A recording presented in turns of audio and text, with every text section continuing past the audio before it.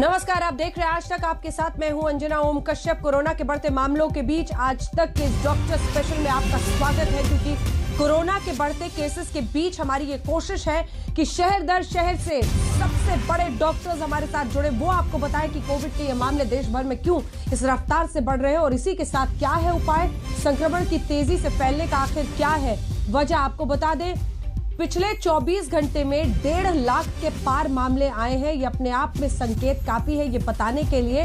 देखिए, लगातार कुछ दिनों से जब आप देख रहे थे तो 2 लाख से ज्यादा केसेस सामने आ रहे थे, लेकिन क्या अब 1.5 लाख पर मामला जरा सा पहुंचा है। जो तस्वीर फिलहाल बनती हुई दिखाई दे रही है उसके मुताबिक अगर आप देखें तो 2,34,000, माफ कीजिएगा, 2,34,000 मामले हो गए हैं दरअसल, यानी रफ्तार और बढ़ रही है। 2,15,000 के करीब केसेस पहले आ रहे थे, लेकिन अब केसेस 2,34,000 के पार हो गए हैं। ये अपने आप में बताने के लिए काफी है कि ये ग्राफ ऊपर ही जा रहा है, और ऊपर जाता हुआ ग्राफ इंडिया के लिए कितनी बड़ी चिंता है। 2 लाख जब केसेस पार हुए पिछले 2 दिन में, तभी खलबली मच गई थी। अब 2,34,000 के पार जाना ये साफ संकेत है कि संक्रमण बहुत तेजी से फैल रहा है, और अभी तक के उठाए हुए कुछ भी कदम नाकाफी ही साबित हो रहे हैं। तो इससे पहले कि आपका मैं परिचय उन खास डॉक्टर से कराऊं जो महाराष्ट्र स्पेशल में अब हमारे साथ जुड़ रहे हैं, कैसे टूटेगी आखिर कोरोना की ये चेन, पहले ये रिपोर्ट देखिए।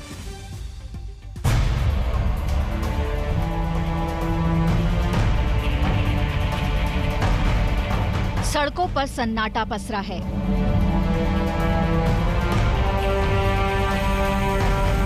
दुकान, मॉल सब बंद है।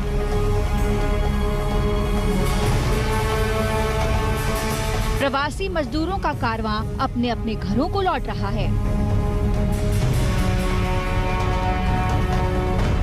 30 अप्रैल तक सख्त पाबंदी के दायरे में है महाराष्ट्र, लेकिन क्या इससे टूट पाएगी कोरोना की चेन? एकदम काही लॉकडाऊन असं म्हणत नाहीये, पण काही निर्बंध हे साधारणतः त्या सदृश्य आहेत. कारण ही साखळी जर का तुटली नाही तर ही साखळी आपल्याला पूर्ण गुरफटून गुंबरून टाकल्याशिवाय राहणार नाही. आणि हे निर्बंध उद्या 8 वाजल्यापासून, संध्याकाळी 8 वाजल्यापासून आपल्या राज्यात लागू होतील. की उद्या संध्याकाळपासून आपण ब्रेक द चेन, म्हणजे ही शृंखला तोडायची, आपल्याला तोडावीच लागेल. आणि ती तोडण्यासाठी आपण राज्यात 144 कलम लागू करतो आहोत. महाराष्ट्र में कोरोना महाकर्फ्यू के 3 दिन बीत चुके हैं। आज जरा मुंबई का हाल देख लीजिए। लेकिन इन उपायों के बावजूद राज्य में कोरोना के ग्राफ में कोई सुस्ती नहीं आई है, बल्कि रोजाना नए रिकॉर्ड बन रहे हैं। महाराष्ट्र में कोरोना के सबसे ज्यादा 63,729 नए केस कल आए, जबकि 398 लोग कोरोना से जिंदगी की जंग हार गए। मुंबई में कल अकेले 8,839 नए केस आए, जबकि 53 लोगों की मौत हो गई। नागपुर और पुणे जैसे शहर भी महाराष्ट्र के लिए चिंता का सबब बने हुए हैं। महाराष्ट्र के लिए सबसे बड़ी चिंता की बात कोरोना के नए प्रकार को लेकर है। जनतेला अपील करेल की आपण निश्चित प्रकारे आपल्या कोविड अप्रोप्रिएट बिहेवियरला साथ द्यावी, मास्क घालावा, सोशल डिस्टन्सिंग पाळावं आणि ब्रेक द चेनला पूर्णपणे यशस्वी करावं। जब से कोरोना का संक्रमण शुरू हुआ है, महाराष्ट्र और मुंबई में इसका सबसे ज्यादा असर देखा गया। यहाँ तक कि दूसरी लहर में भी सबसे ज्यादा केस और मौत के आंकड़े महाराष्ट्र से आ रहे हैं। ऐसे में सवाल बड़ा है कि कोरोना की ये चेन कैसे टूटेगी। आज तक ब्यूरो। तो आइए आपका परिचय उन खास डॉक्टर से करा देते हैं जो हमारे साथ चर्चा में शामिल हो रहे हैं, क्योंकि हमारे साथ डॉक्टर राजेश पारिक, जो कि डायरेक्टर हैं मेडिकल रिसर्च एंड न्यूरो साइकाइट्रीज के, वो जसलोक हॉस्पिटल रिसर्च सेंटर से जुड़ गए हैं। Doctor Gautam Bhansali, consultant physician है बॉम्बे हॉस्पिटल के, मेंबर है महाराष्ट्र कोविड टास्क फोर्स के, और ऐसे ही 2 अन्य डॉक्टर्स भी, डॉक्टर राहुल पंडित जो कि डायरेक्टर है critical care Fortis hospitals Mumbai के, वो भी हमारे साथ जुड़ रहे हैं, महाराष्ट्र कोविड टास्क फोर्स से जुड़े हुए हैं। और साथ ही डॉक्टर शशांक जोशी भी जुड़ेंगे, वो भी महाराष्ट्र के कोविड टास्क फोर्स से जुड़े हुए हैं। वो दरअसल मेंबर हैं इस पूरे टास्क फोर्स के। मैं आपके साथ डॉक्टर भंसाली शुरुआत करना चाहती हूं, क्योंकि इस बार हम मुंबई स्पेशल के जरिए, महाराष्ट्र स्पेशल के जरिए ये सवाल उठाना चाहते हैं, क्योंकि जनता ये जानना चाहती है कि आखिर ये चेन कैसे टूटेगी। अब इस चेन को तोड़ने में जो आम व्यक्ति है वो अपनी जिम्मेदारी को जब नहीं निभाएगा तो कैसे टूटेगी ये चेन? जो संक्रमण का ये इस बार जो तेजी रही है, जो रफ्तार रही है, उसकी वजह आप बताएं, साथ ही अगर उसमें लापरवाही और नया स्ट्रेन शामिल है तो, और साथ ही वैक्सीनेशन को लेकर परिस्थितियां क्या हैं, और तीसरी तरफ अस्पतालों में क्या हालात है और कैसे टास्क फोर्स पूरे लड़ाई को आगे ले जा रहा है। जी अंजना जी, पहली बात तो आपने बहुत ही वैलिड क्वेश्चन पूछा कि ये इसका एक साथ वेव क्यों आ गया। मैंने पहले भी एक बार आपके चैनल पे आके अंजना जी ये बात बताई थी कि हम लोग UK, US, Europe in country से 3 महीना पीछे चल रहे थे। वहां पे 3 महीना केसेस आगे चल रहे थे। उसके एग्जैक्ट 3 महीने बाद अगर आप फर्स्ट वेव को अगर ढंग से आप उस डेटा एनालिसिस करेंगे तो आपको मालूम पड़ेगा कि 3 महीना हम लोग उनसे पीछे चल रहे थे। वहां पे अभी कोविड केसेस कम हुए थे। हम लोगों को लग रहा था, जब वहाँ केसेस बहुत बढ़ रहे थे तो हमें लगा था कि हमने महाराष्ट्र में, इंडिया में बहुत अच्छा कंट्रोल कर दिया और यूके और यूएस में कंट्रोल नहीं हो रहा है, जबकि ऐसा नहीं था। वहां पे वो सेकंड वेव चल रही थी।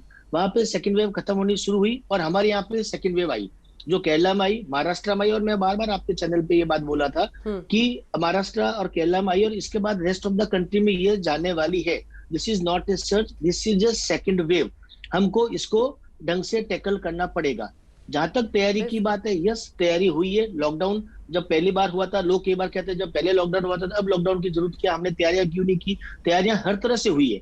पहले के लॉकडाउन के टाइम में हमारे पास पीपी किट नहीं थे, आज पीपी किट हमारे पास अवेलेबल है, मास्क हर जगह अवेलेबल है, हमारे पास टेस्टिंग की कैपेसिटी बढ़ी हुई है, हॉस्पिटल का इंफ्रास्ट्रक्चर रेडी है, ऑक्सीजन अवेलेबल है, मेडिसिन अवेलेबल है, पेशेंट डायग्नोज होकर के हमारे पास आ रहा है, हमें उसको ट्रीट करना है।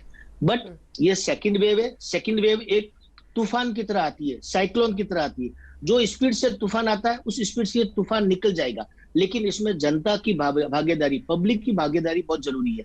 तूफान जब आता है तो आप तूफान से जाके लड़ते नहीं हो। तूफान आता है तो आप साइड में खड़े हो जाते हो, तूफान को निकलने का इंतजार करते हो। मुश्किल से 2 से 4 हफ्ता आपको इंतजार करना है। इसका इंतजार का मतलब है सेल्फ लॉकडाउन। खुद आपको, जनता की भागीदारी जरूरी है। बार बार हम सरकार पे ब्लेम नहीं कर सकते। सरकार यहाँ पे पुलिस खड़ी क्यों नहीं करती? जो मास्क नहीं पहन रहे उनको फाइन क्यों नहीं करती? जो लोग रेस्टोरेंट में घूम रहे हैं उनको पकड़ती क्यों नहीं? क्यों पकड़े?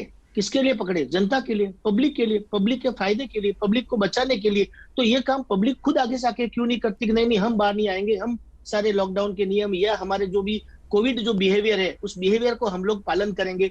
ये साइक्लोन है, ये एक तरह का तूफान है, बहुत स्पीडली आया है। जो इसके सामने आएगा चपेटे में आएगा, लेकिन ये तूफान उतनी स्पीड से निकल भी जाएगा। इसलिए हमारे को कोविड अप्रोप्रिएट बिहेवियर की बहुत जरूरी है, बहुत जरूरत है। ये एबनॉर्मल सिचुएशन है और एबनॉर्मल सिचुएशन में हम एक्सपेक्ट करेंगे एबनॉर्मल बिहेवियर, सबका एबनॉर्मल रेस्पॉन्स। एक नॉर्मल रेस्पॉन्स हम नहीं चाहते कि नॉर्मल रेस्पॉन्स करें। एबनॉर्मल सिचुएशन में एबनॉर्मल रेस्पॉन्स की जरूरत है। जहां तक बेड की सिचुएशन की बात है, मुंबई, महाराष्ट्र के अंदर हमारे पास बेड अवेलेबल है। पहली वेव से ज्यादा बेड हमने अवेलेबल इस बार करवा दिए हैं। बेड है, ऑक्सीजनेटेड बेड ज्यादा है, आईसीयू बेड भी हमारे पास बहुत है, लेकिन पब्लिक में पैनिक सिचुएशन ज्यादा है। मेरे पास दिन में कम से कम 1000 से 1200 कॉल आते हैं, सेकंड टू सेकंड कॉल रहते हैं। और हर वक्त मैं देखता हूं कि एक ही पेशेंट के लिए 10 से 12 लोग कॉल करते हैं। उनको लगता है कि शायद बाद में बेड नहीं मिलेगा, इसलिए हम बेड सिक्योर कर लें। तो थोड़ा सा लोगों को संयम रखना चाहिए, पैनिक नहीं होना चाहिए। आज की तारीख में यह है कि हर व्यक्ति, एवरी इंडिविजुअल एजुकेटेड है कोविड के बारे में। पहले कभी भी हिंदुस्तान में ये बात नहीं थी कि लोगों को पता होता था कि ऑक्सीजन सैचुरेशन लेवल क्या है। आज ईच एंड एवरी इंडिविजुअल को मालूम है कि खांसी का, कफ का मतलब क्या है, बुखार का मतलब क्या है, या ये जो ऑक्सीजन सैचुरेशन लेवल है जब ड्रॉप हो रहा है तो क्या करना है, कहाँ जाना है। थोड़ा सा संयम बरतने की जरूरत है, सेल्फ लॉकडाउन के नियमों का पालन करने की जरूरत है।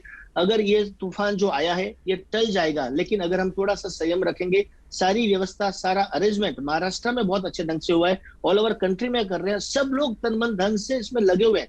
ऐसा नहीं है कि कहीं से कोई लापरवाही हो रही है, बट पब्लिक की भागीदारी जरूरी है, लोगों का कॉपरेशन हमको इसमें चाहिए। जब तक पब्लिक कॉपरेट नहीं करेगी, हॉस्पिटल जा रहे हो, डॉक्टर नहीं मिल रहे, डॉक्टर है, डॉक्टर अवेलेबल है, बट एक डॉक्टर कितने मरीज देखेगा, कब तक, कितना काम करेगा? लोग फटीग हो रहे हैं। आज डॉक्टर्स हमारे पास में, हम कितने हॉस्पिटल बनाएंगे, कितना इंफ्रास्ट्रक्चर खड़ा करेंगे?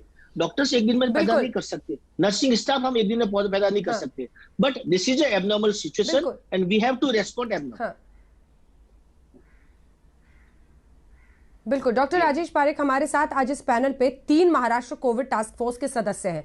उन सबसे इनपुट्स लेकर पूरी चर्चा को हम आगे ले जा रहे हैं ताकि लोग भी समझे कि क्या मुश्किलें आती हैं।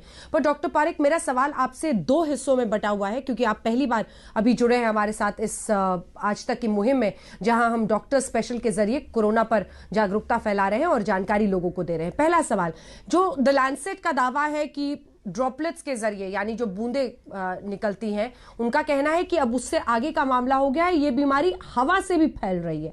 आपका अनुभव इसको लेकर क्या कहता है? दूसरी तरफ जब हम संक्रमण के फैलने की बात करते हैं तो एक तरफ तो वो लापरवाही है, दिवाली से और उसके बाद से चुनाव प्रचार देखकर तो लोगों को लगा कि अब तो कोरोना खत्म हो चुका है देश से, लापरवाही। और दूसरी तरफ ये जो हम देख रहे हैं कि नए स्ट्रेन्स की बातें बहुत सारी हो रही हैं, उस पर आप क्या बताएंगे? अंजना जी, आपका पहला सवाल, ये ड्रॉपलेट से जो स्प्रेड हो रहा है, जो लैंसेट में आया है, ये बिल्कुल नई बात नहीं है। 1936 में FW वेल्स करके रिसर्चर थे, उन्होंने इसके बारे में उस समय सोचा था और उनके रिसर्च में उन्हें क्या देखा था कि जैसे बूंद जमीन पर गिरता है तो 3 फैक्टर होते हैं जिससे वो स्प्रेड हो सकता है। एक तो हवा की गति, दूसरा जो टेम्परेचर रहता है रूम में, और तीसरा ह्यूमिडिटी। तो उन्होंने बहुत अच्छी तरह से एक मॉडल तैयार किया था, उसके बारे में लोग भूल गए थे। उसका नाम वेल्स इवेपोरेशन कर्व है। तो यानी क्या होता है, जब बूंद नीचे गिरता है वो हल्का हो जाता है, जैसे सूखता है, और फिर वो हवा में उड़ सकता है। इसके बारे में हमने काफी डिटेल में 1 साल पहले जो हमारी पहली कोरोना वायरस की किताब लिखी, उसमें हमने लिखा था कि ये होने की संभावना बहुत बड़ी है, लेकिन तब ज्यादा लोग सुन नहीं रहे थे क्योंकि ये 1936 का पेपर था, लोग भूल गए थे। लेकिन हम लोग बार बार बोल रहे थे कि ये होने की संभावना बहुत बड़ी है। तो अभी ये लैंसेट में कंफर्म हो गया है। तो इसका अर्थ क्या है कि जो भी डॉक्टर बंसाली बोल रहे थे उसमें मैं बिल्कुल सहमत हूं, तो उसको वापस बोलने की कोई जरूरत नहीं है। हमको घर में रहना चाहिए, हमको मास्क पहनना चाहिए, क्योंकि अभी दिखाई दे रहा है कि ये इन्फेक्शन ड्रॉपलेट स्प्रेड से बढ़ सकता है। और ड्रॉपलेट को बोलते हैं अभी एयरबॉर्न, क्योंकि वो हवाई में वो ड्रॉपलेट उड़ सकता है जैसे वो छोटा होता है। आपका दूसरा सवाल था ये म्यूटेंट स्ट्रेन्स के बारे में। इसके बारे में तो काफी चर्चा हो गई है, तो मुझे कुछ नया नहीं कहना है। ये एक वायरस की निशान है, कोरोना वायरस की निशान है कि वो हमेशा म्यूटेट होते रह जाते हैं, और जो म्यूटेशन ज्यादा फैल सकता है वो बढ़ते रहता है। ये भी हमने 1 साल पहले हमारे कोरोना वायरस किताब में लिखी थी। अभी हमारी जो वैक्सीन बुक छपी है 2 महीने पहले, उसमें भी हमने उसके बारे में चर्चा की थी। तो ये म्यूटेंट तो होने वाला है। और तीसरी बात ये है कि पैंडेमिक, वायरल पैंडेमिक की निशान है कि वो सुनामी जैसे लहरें में आती जाती है। तो ये दूसरी लहर है। और 100 साल पहले जो इन्फ्लुएंजा के पैंडेमिक हुई थी उसमें भी 3 लहरें थी, उसके बारे में हमने लिखा था 1 साल पहले। और दूसरी लहर पहले लहर से काफी गहरी थी, और तीसरी लहर भी पहले लहर से ज्यादा थी। हमको अभी तीसरी लहर की तैयारी करना शुरू करना चाहिए। हमने दिसंबर में लिखा था कि ये दूसरी लहर मार्च अप्रैल में आ जाएगी और उसकी तैयारी करना बहुत ही जरूरी है। हम पूरी तरह से तैयारी नहीं कर पाए, लेकिन काफी सब हमने किया है, जैसे डॉक्टर बंसाली बोल रहे थे। अभी हमको बस तीसरी लहर की तैयारी करनी चाहिए। बिल्कुल, मुझे लगता है डॉक्टर राजेश पारेख, आपने जो कहा है उस पर सबको ध्यान देकर जरा सुनना और समझना चाहिए। पहले की महामारियों की एक ट्रेंड को देखते हुए वो ये कह रहे हैं कि 3 लहरें तक आ सकती हैं। अभी हम दूसरी लहर का सामना कर रहे हैं और व्यवस्था इस तरह से चरमरा रही है। डॉक्टर राहुल पंडित, आप भी महाराष्ट्र कोविड टास्क फोर्स के सदस्य हैं, आपकी नजर से समझना चाहेंगे दूसरी लहर के इस प्रकोप को। और इसी के साथ जो डॉक्टर राजेश पारेख कह रहे हैं, तीसरी लहर की भी संभावना है, ऐसे में तैयारी हमें उसके लिए भी रखनी होगी। नहीं होगा तो अच्छी बात है, लेकिन ये कहकर हर तैयारी को टाल देना कि डर मत फैलाओ, डराओ मत लोगों को, ये सही नहीं है। क्योंकि ये महामारी है, ये लोगों की जिंदगी लेती है, मामला बहुत गंभीर है। कितना भी फटीग सेट इन हो जाए, व्यवस्था को, अस्पतालों को, सरकारों को सचेत रहना होगा और तैयारी रखनी होगी ऐसी लहरों के लिए। बिल्कुल। अभी जो ग्राउंड रियलिटी है, जो आज हम लोग केसेस देख रहे हैं, अगर मैं सिर्फ बम्बई की बात करूं और मैं बम्बई के रीजन की नहीं, मतलब थाना, भिवंडी, नवी मुंबई की नहीं बात करूं, तो बॉम्बे में करीब करीब 8 से 10 हजार के बीच में रोज के कोरोना मामले आ रहे हैं, जो कि हमारा पिछला पीक था 2600 के करीब था पीक सितंबर महीने में, उससे करीब 4 गुना ज्यादा अभी केसेस आ रहे हैं। और इस लहर में जो एक खासियत आई है वो ये है कि करीब 85 से 86% लोग जो है वो एसिम्टोमेटिक है। तो ये दिलासा देने वाली बात है कि इसका मतलब है कि 85 से 86% लोगों को ज्यादा तकलीफ नहीं होगी। पर इसका और एक पहलू ये भी है कि यही लोग जो है एसिम्टोमेटिक होने के कारण जो है वो लोग घूम सकते हैं बगैर कोरोना अप्रोप्रिएट बिहेवियर अगर उन्होंने अपना व्यवहार किया तो एक दूसरे को और फैला सकते हैं बीमारी, क्योंकि उनको तो पता ही नहीं है कि उनको बीमारी हुई है करके। तो ये सबसे बड़ा प्रॉब्लम है एसिम्टोमेटिक बीमारी का।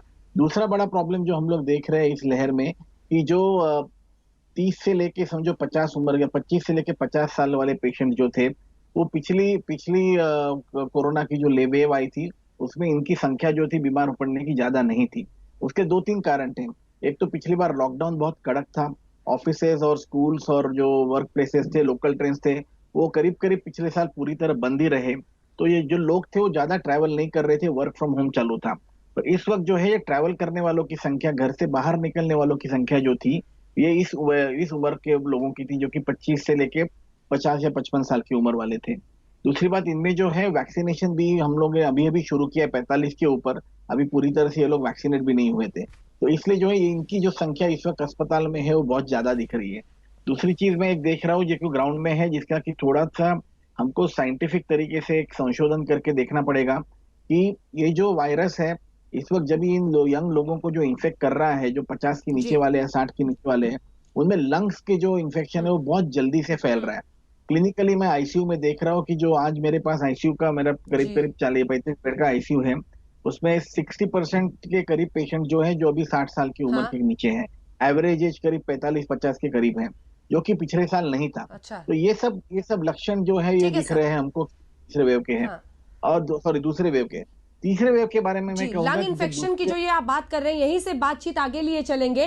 डॉक्टर शशांक भंसाली भी हमारे साथ है। सर, एक ब्रेक के लिए हमें रुकना पड़ रहा है। डॉक्टर शशांक भंसाली भी हमारे साथ हैं, वो भी महाराष्ट्र कोविड टास्क फोर्स के सदस्य हैं। एक छोटे से ब्रेक के बाद भी हमारा ये कार्यक्रम, ये सीरीज जारी है। आप देखते रहिए आज तक।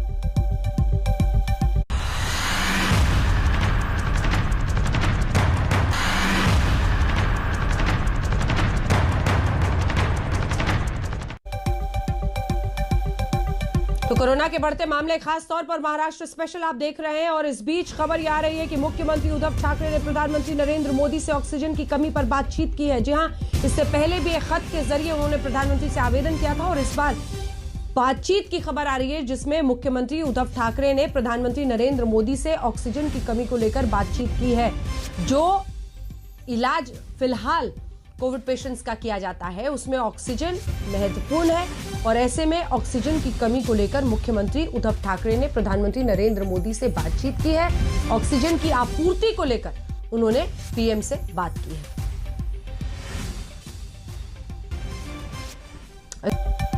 तो आज तक पर आपका फिर से स्वागत है। आपके साथ मैं हूं अंजना ओम कश्यप। कोरोना के बढ़ते मामलों के बीच आज तक की ये मुहिम, जिसमें देश भर से डॉक्टर्स हमारे साथ जुड़ रहे हैं।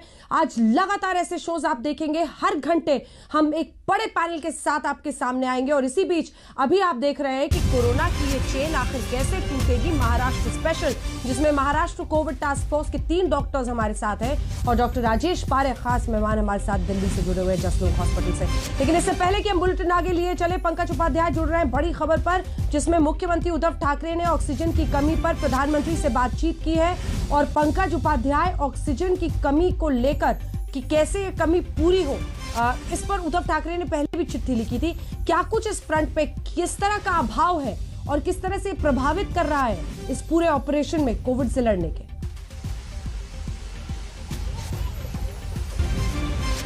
अंजना, मुख्यमंत्री उद्धव ठाकरे ने एक बार फिर से प्रधानमंत्री नरेंद्र मोदी से संपर्क साधा। करीब आधे घंटे पहले बातचीत हुई है, और एक बार फिर से मुंबई शहर की और महाराष्ट्र राज्य की जो स्थिति बनी हुई है कोविड को लेकर, उससे प्रधानमंत्री को अवगत कराया। हालांकि मुख्यमंत्री ने कहा कि आज के दिन भी हालांकि स्थिति गंभीर है, लेकिन जहां तक बेड्स की अवेलेबिलिटी है वो फिर भी 3000 के ऊपर है। लेकिन सबसे जटिल समस्या जो इस वक्त राज्य सरकार के सामने है वो मेडिकल ऑक्सीजन की है।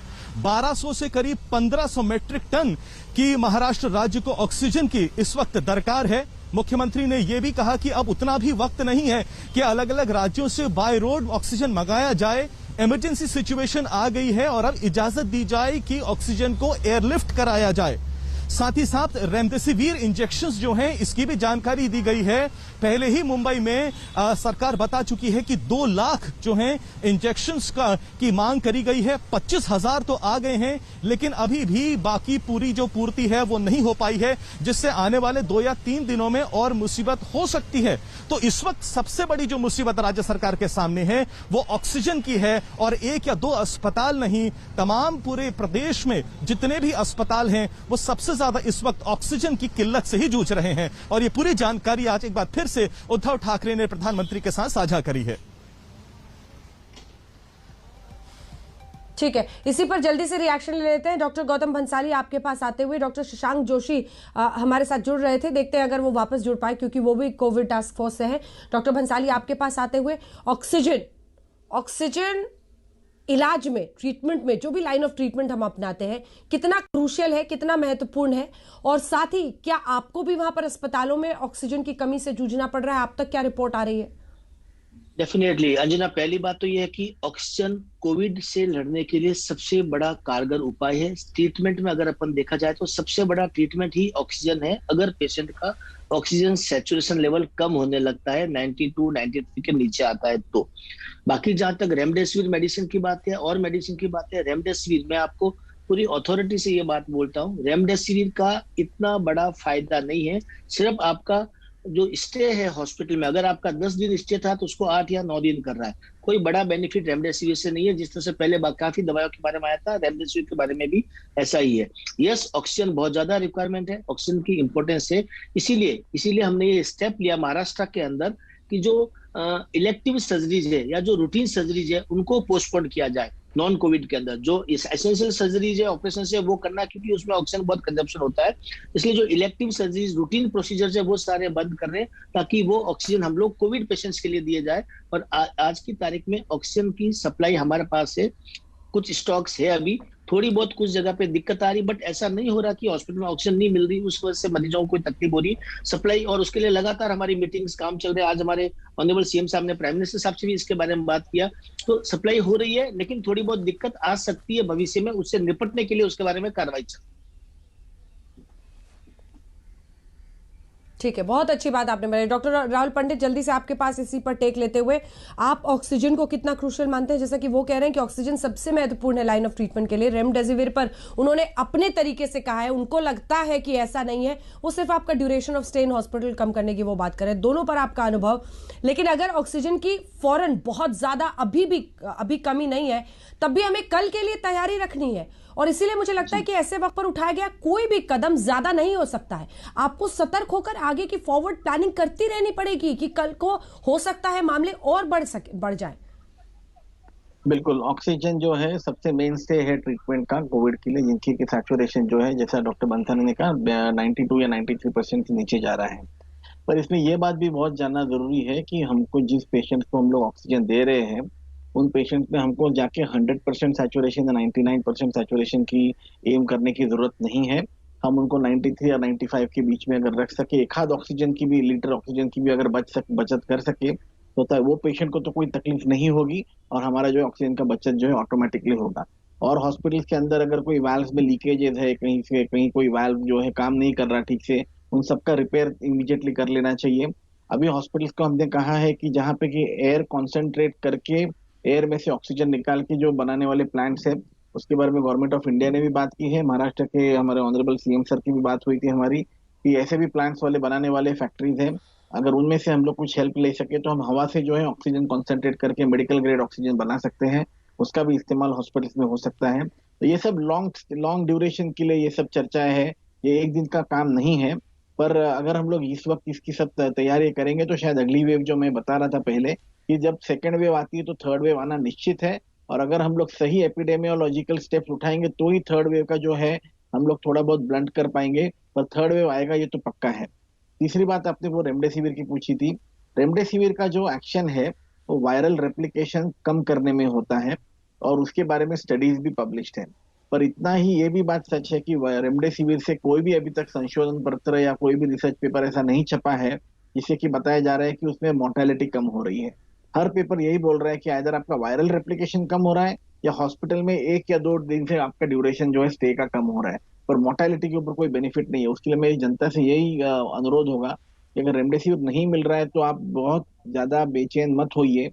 रेमडेसिविर का स्टॉक सरकार जो है वो बना रही है कि वापस जो है स्टॉक पूरी तरह से वापस आ जाए, पर 1-2 दिन से अगर स्टे बढ़ता है या कम होता है, उसके अलावा मोर्टेलिटी में कोई ज्यादा बेनिफिट नहीं है। अच्छा ऑक्सीजन, अच्छी इंटेंसिव केयर, अच्छा हॉस्पिटल केयर, इससे ज्यादा फर्क पड़ रहा है। आप अपने पेट के बल पे सोइए, पेशेंट जो है अपने पेट के बल पे सोए, उससे उसका ऑक्सीजन बढ़ेगा। ये सब छोटी छोटी चीजें बढ़ा के ऑफकोर्स रेमडेसिविर का भी उसमें थोड़ा बहुत रोल होगा, पर सिर्फ रेमडेसिविर के भरोसे पे नहीं है कि ये पेशेंट अच्छा होने वाला है। सब चीजों का एक होलसम ट्रीटमेंट प्रोटोकॉल है, वो प्रोटोकॉल जब हम फॉलो करेंगे तभी पेशेंट को जो फायदा होगा। जी मुझे लगता है कि आज महाराष्ट्र स्पेशल में ये जो कोविड टास्क फोर्स के आप लोग बैठे हुए हैं, इनसे लोगों को बहुत भरोसा भी आएगा आपकी बातों से, क्योंकि आप हैंड्स ऑन पूरे इशू को डील कर रहे हैं, समस्याओं को डील कर रहे हैं। डॉक्टर राजेश पारिक, 3 चीजों पर आपके मुझे कमेंट्स चाहिए राजधानी दिल्ली का पूरा फैक्टर इन करते हुए, आपका खुद का एक्सपीरियंस। एक तो ऑक्सीजन कितना क्रूशियल वो ट्रीटमेंट में है, उसके अभाव को लेकर दिल्ली में क्या तैयारी है, क्या फॉरवर्ड प्लानिंग सरकारों को करनी चाहिए। दूसरी तरफ रेमडेसिविर के बारे में जैसा वो लोग बता रहे हैं, और तीसरा ये बहुत ही इंटरेस्टिंग चीज उन्होंने बताया कि जो पेशेंट्स है वो पेट के बल सोए तो इससे आपका ऑक्सीजन इनटेक जो है वो ठीक रहेगा। ये सब पर हो रहा है। ऐसे कुछ अगर टिप्स हो जो कि आप हमारे दर्शकों को दें, क्योंकि सब बड़े ध्यान से डॉक्टर्स की बात ऐसे वक्त पर सुन रहे हैं। डॉक्टर पारिक। हाँ अंजना जी, अभी मुझे लगता है समय कम है तो मैं आपको जल्द से जल्द बताता हूँ। पहले तो मुझे आपको एक क्लैरिफिकेशन देना चाहिए कि मैं महाराष्ट्र गवर्नमेंट के टास्क फोर्स पे नहीं हूँ।